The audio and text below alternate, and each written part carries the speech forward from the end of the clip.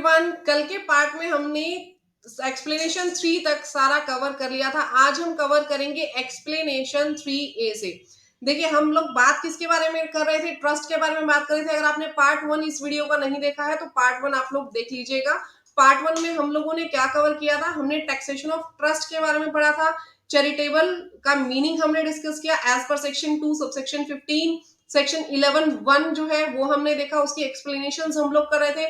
Explanation 1, 2 and 3 हम already cover कर चुके हैं पार्ट 1 में। अगर आप लोगों ने ये जो पार्ट 1 था ये नहीं देखा है तो पहले आप लोग पार्ट 1 देखिए ताकि अच्छे से आपको क्लैरिटी आ जाए। ठीक है जी। अब सबसे पहले बात करते हैं एक्सप्लेनेशन 3A की। एक्सप्लेनेशन 3A क्या बोलता है कि अगर कोई भी ट्रस्ट जो है, चाहे वो टेम्पल है, मॉस्क्यू है, गुरुद्वारा है, चर्च है, ठीक है, इनमें से अगर कोई भी यानी कोई रिलीजियस ट्रस्ट है और वो जो है section 80G subsection 2 close B के अंदर रजिस्टर्ड है और उसे जो डोनेशन मिलती है वो किस चीज की डोनेशन मिलती है? रिपेयर और रिनोवेशन की। यानी कि किसी भी रिलीजियस ट्रस्ट को अगर रिपेयर और रिनोवेशन से रिलेटेड कोई भी डोनेशन मिली और वो जो ट्रस्ट है वो 80G सबसेक्शन 2 क्लोज बी के अंदर रजिस्टर्ड है, तो क्या करना है आपने? जो भी वो पैसा होगा उसको कॉर्पस डोनेशन के तौर पे रखना है। ठीक है, लेकिन वो जो कॉर्पस डोनेशन है आपने ध्यान रखना है वो सिर्फ रिपेयर और रिनोवेशन में ही यूज होना चाहिए। मैं आपको एक छोटे से एग्जांपल से बताती हूँ। कोई भी गुरुद्वारा है, 5 लाख की उसे डोनेशन मिली रिपेयर करने के लिए। अब रिपेयर करने के लिए 5 लाख की डोनेशन मिली है, लेकिन उस साल उसने उसको रिपेयर नहीं करवाया, उस पैसे को खर्च नहीं किया, उसने उस पैसे को कहाँ रख दिया? कॉर्पस में रख दिया। ठीक है, अब उसके बाद आपने क्या करना है? उसको आगे जब आप खर्च करेंगे तो खर्च किसके लिए करेंगे? रिपेयर और रिनोवेशन के लिए ही खर्च करेंगे, अदर किसी पर्पस के लिए खर्च नहीं करना है। दूसरी बात, आप किसी को भी वो पैसा डोनेट नहीं करेंगे। ध्यान रखना है आपने वो पैसा किसी को भी डोनेट नहीं करना। दूसरा, आप जब उस कॉर्पस को मेंटेन करेंगे, उस कॉर्पस के अंदर आपने स्पेसिफिकली लिखना है। आपने ये अमाउंट लिखी तो यहाँ ऐड करके स्पेसिफिकली लिखना है कि ये रिपेयर एंड मेंटेनेंस पर्पसेस के लिए आपको ये पैसा दिया गया है। आपने उसका जो पर्पस है, that purpose should be separately identifiable, उसे सेपरेटली आइडेंटिफाइबल दिखाना है, उसको अलग से आइडेंटिफाई करके दिखाना है आपको अपनी बैलेंस शीट में। क्लियर? उसका पर्पस साथ में लिखा होना चाहिए। नेक्स्ट मैं आपको बताऊं तो जो पैसा है, पैसा इन्वेस्ट करना है सेक्शन 11 सबसेक्शन 5 के मोड में। इसी मोड में पैसा आपको दिखाना है, इन्वेस्ट करना है, अलग मोड में आप इन्वेस्ट नहीं कर सकते। अब अगर किसी का क्वेश्चन ये है कि मैम सेक्शन 11(5) में कौन कौन सी सेफ इन्वेस्टमेंट आती है, तो वो हम सेक्शन 11(5) आगे डिस्कस करेंगे। कंप्लीट सीरीज हम लोग कर रहे हैं तो सेक्शन 11(5) आगे आएगा। नेक्स्ट हम लोग बात करें एक्सप्लेनेशन 3B।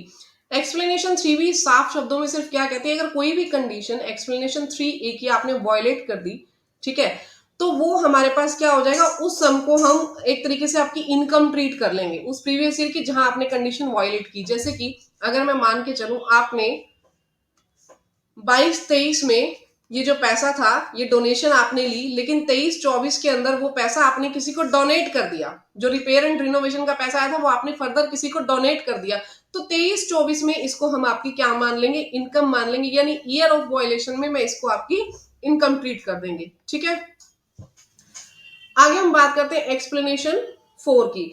एक्सप्लेनेशन 4 क्या कहता है? कोई भी पैसा अगर आप कॉर्पस में से अप्लाइड करते हो, देखिए आपने क्या किया, कॉर्पस में पैसा पड़ा हुआ था, कॉर्पस फंड में जो पैसा था उसमें से आपने खर्चा कर दिया, तो खर्चा करने के बाद क्या इसको एप्लीकेशन माना जाएगा? आपके पास 50 करोड़ थे कॉर्पस में, 50 करोड़ में से 2 करोड़ आपने खर्चा कर दिया, 50 करोड़ में से 2 करोड़ आपने खर्चा कर दिया, तो क्या इसे भी आप एप्लीकेशन मानोगे? नहीं, इसे आपने एप्लीकेशन नहीं मानना।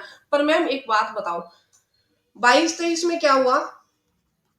हमने कॉर्पस में से 2 करोड़ रुपीस खर्च कर दिए, ठीक है, एक्सपेंसेस में डाल दिए। लेकिन अब क्या हुआ? 23-24 में मेरे पास पैसा आ गया, वो 2 करोड़ से मैंने अपने कॉर्पस को इंक्रीज कर दिया, वो 2 करोड़ मैंने अपने कॉर्पस में ऐड कर दिए। अब क्या अब मैं उसे एप्लीकेशन मान लूं? हाँ बिल्कुल, अब आप उसे एप्लीकेशन मान सकते हैं, क्योंकि वो जो पैसा कॉर्पस में से आपने माइनस किया था उसको मैंने बोला एप्लीकेशन नहीं लेना, लेकिन जब वो पैसा वापस कॉर्पस में आपने जमा कर दिया आप उसे एप्लीकेशन मान लो। There is not any problem. ठीक है, वहां पे आपको कोई भी इशू नहीं है। अब यहाँ पे क्या है देखिए, when the total income is invested deposited back into specified mode of 11(5) for such corpus, 11(5) में इन्वेस्टमेंट जानी चाहिए कॉर्पस की, then such amount shall be allowed as application in previous year in which it is invested or deposited back into corpus. उसी previous year में मानेंगे application जब उसको deposited back कर दिया। तो यानी मैम 22-23 में नहीं मानेंगे, नो 22-23 में नहीं मानेंगे उसे। कब मानेंगे? हम उसे मानेंगे 23-24 में। 22-23 में उसे अप्लाइड नहीं मानना। 23-24 में आपने वापस कॉर्पस में ऐड किया है तो 23-24 में ही उसे एप्लीकेशन मान करके चलेंगे।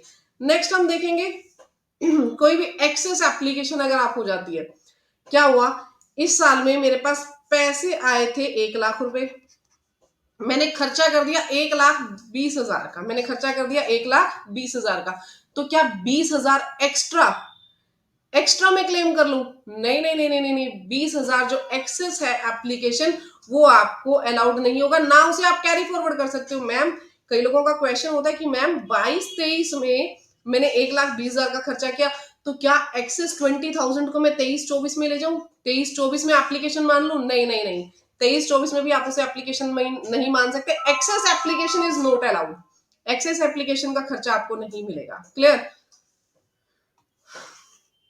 नेक्स्ट एक बहुत इंपॉर्टेंट एक्सप्लेनेशन है जो मैं डिस्कस करना चाहूंगी, जो आपके पास फाइनेंस एक्ट 2022 में आई थी। गाइस अगर चैनल को सब्सक्राइब नहीं किया ना तो सब्सक्राइब कर लेना, बहुत मोटिवेशन मिलती है आप लोगों के सब्सक्रिप्शन से, आप लोगों के लाइक कमेंट से।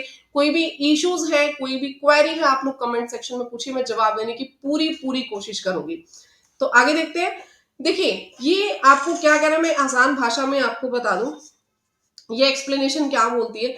जब भी आप किसी चीज की पेमेंट करेंगे, आपके चाहे मेथड ऑफ अकाउंटिंग एक्रियूअल है, चाहे आपका method of accounting cash based है, कोई फर्क नहीं पड़ता, मर्केंटाइल सिस्टम हो या कैश बेसिस सिस्टम हो, वी डोंट केयर।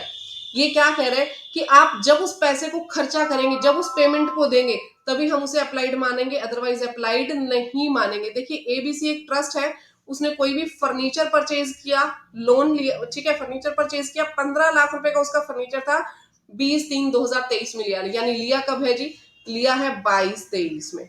ठीक है, अब देखिए पेमेंट कब की? 26/7/2023 को। पेमेंट कब की? 26/7/2023 को। तो ये अमाउंट यहाँ पे गलती से लिखा गया, इसे आप 15 लाख कर देना। ठीक है, इसे अलाउड कब करेंगे? 23-24 में अलाउड करेंगे, 22-23 में ये पैसा अलाउड नहीं होगा। आप लोगों ने इस बात का ध्यान रखना है। Clear everyone? ओके।